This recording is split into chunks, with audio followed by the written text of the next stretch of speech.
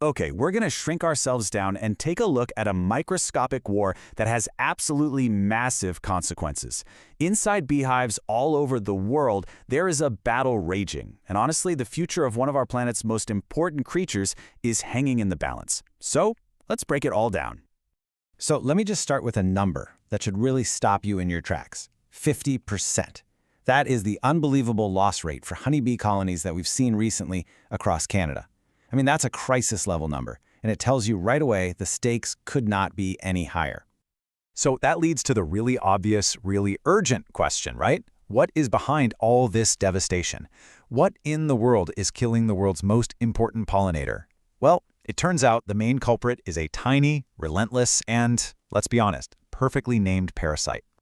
Meet Varroa destructor. I mean, the name alone tells you everything you need to know. This thing isn't just some pest, it's the #1 cause of honeybee colony loss on the entire planet.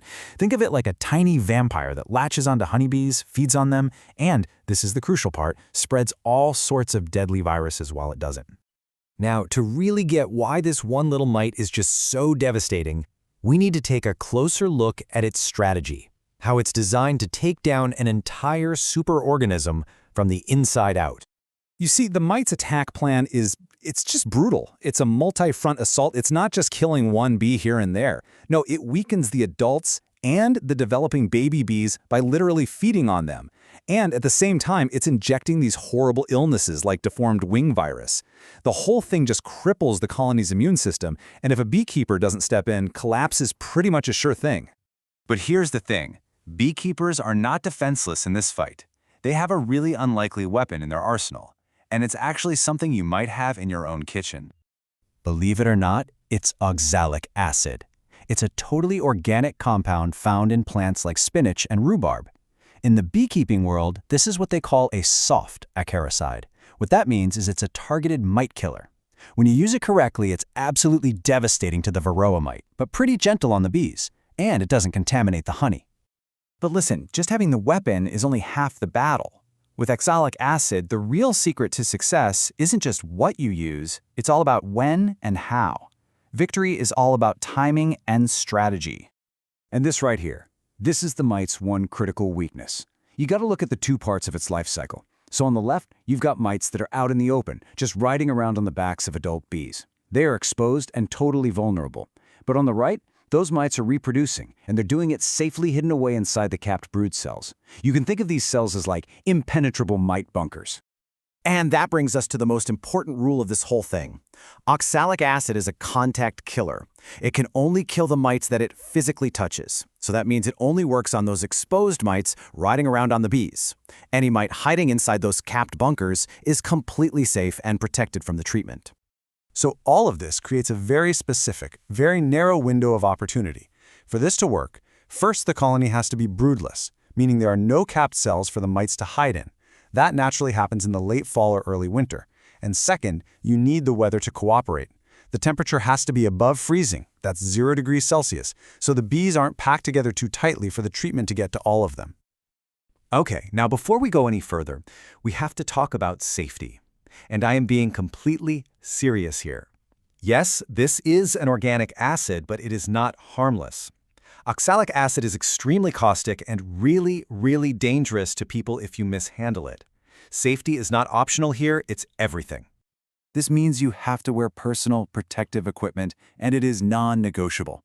We're talking chemical-resistant gloves, eye protection to keep it from burning your skin or your eyes, but the absolute most critical piece of gear, especially for the first method we're about to talk about, is a properly fitted respirator with organic acid filters. You do not want to be breathing these fumes in. All right, so now that we understand the why and the when and the safety, let's get into the how. Beekeepers basically use two main methods to get the oxalic acid inside the hive where it needs to be. The first method is called sublimation, or you'll usually hear it called vaporization. It sounds pretty high-tech, and it kind of is. You use a special tool to heat up the solid oxalic acid crystals, and it turns them directly into a gas that just fills up the entire hive.